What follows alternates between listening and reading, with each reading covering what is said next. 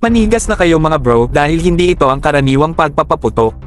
Pinakita ng BRP Antonio Luna ang kanilang kapangyarihan gamit ang kanilang 76mm Super Rapid Multi-Feed Gun, 30mm MK44 Smash, at .50 K6 HMG. Grabe, sobrang taas ng level. Tumbok, layo at overall functionality ang pinagtuunan ng pansin dito mga bro.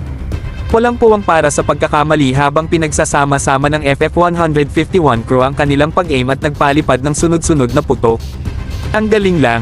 Sabihin ko sa inyo mga bro, seryoso ang mga naval guns na ito.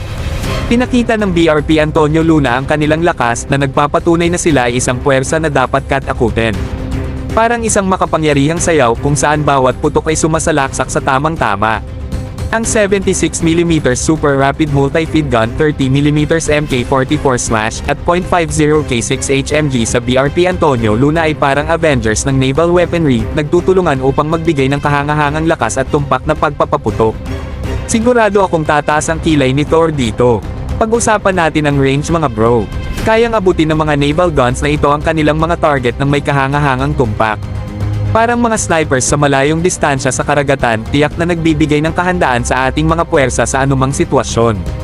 Ito ang tunay na pagiging dominanteng lakas. Yan ang matinding update na ito mga bro. Kung nabighani kayo sa BRP Antonio Luna's third quarter test firing, huwag kalimutan na hit ang like button, mag-subscribe, at i-ring ang notification bell para manatiling updated sa mga nakakapatindig dugo na mga naval adventures.